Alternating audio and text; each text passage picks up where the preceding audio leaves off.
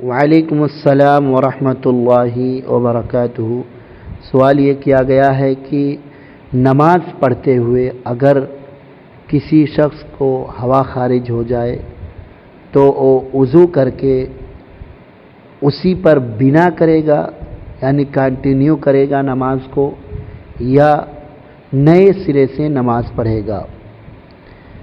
دیکھیے، اس سلسلے میں پہلی بات تو یہ ہے کہ جب کوئی شخص نماز پڑھ رہا ہو اور اس کو ایسا لگے کہ میری ہوا خارج ہوئی ہے، صرف احساس ہو، تو وہ اپنی نماز کو نہ توڑے، جیسا کہ نبی کریم صلی اللہ علیہ وسلم نے فرمایا کہ شیطان اس طرح کھیلتا ہے۔ ہاں، جب آواز سن لے یا بو محسوس کرے تو نماز کو توڑ دے فوراً، اس لیے کہ وضو ٹوٹ جاتا ہے ہوا کے خارج ہونے سے۔ اب جا کر کے وہ وضو کرے گا، پھر وضو کرنے کے بعد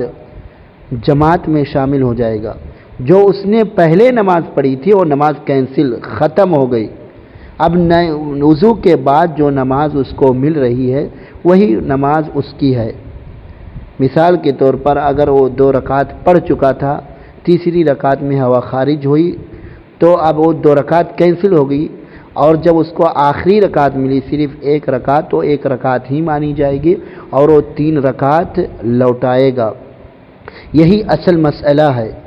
اس لیے کہ بنا کی صرف ایک ہی شکل ہے۔ بنا مطلب کوئی چیز کام کرتے ہوئے اسی پر کنٹینیو کرنا، صرف ایک ہی شکل ہے اور وہ سہو کی شکل ہے، یعنی کوئی آدمی نماز پڑھ رہا تھا اور بھول گیا، 4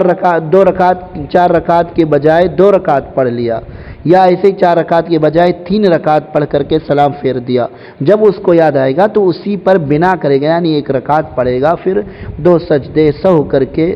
اپنی نماز کو مکمل کرے گا، سلام پھیر دے گا۔ بعض لوگ یہ کہتے ہیں کہ اگر کوئی آدمی